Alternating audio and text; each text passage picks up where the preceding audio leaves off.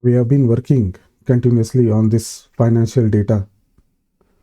If you see, we have done some calculation based on the data what we have got, but there are some format which is missing. For example, we have calculated the manufacturing price, but we have not used that symbol.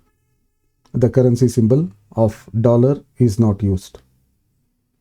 Similarly, in sales price, gross sales also, we have not used the symbol. So let us apply the same symbol across all the values or numbers. If there is no currency symbol, it means it is just a number. So once you apply the currency symbol, it means it's related to some financial data.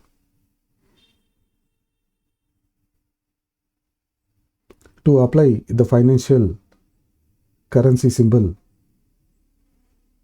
I have to click on the cell which has the currency symbol already there. Click on the format. Click on format first. You need to select this. Click on format and then select the cell on which you wanted to apply the format. You can see the format has been changed now. It is showing with the currency symbol.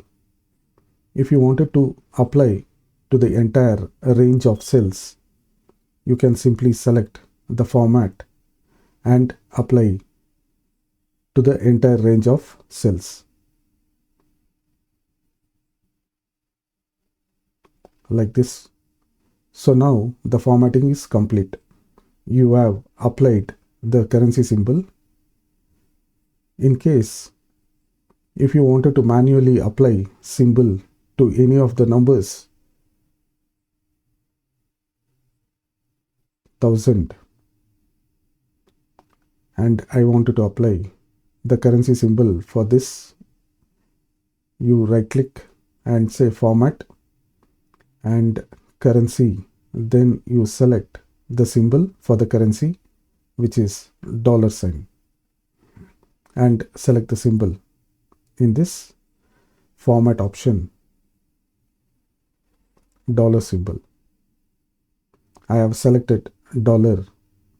I am placing the decimal places as 2, that is okay for financial data. You can see I applied the format using the currency and apply the symbol as dollar.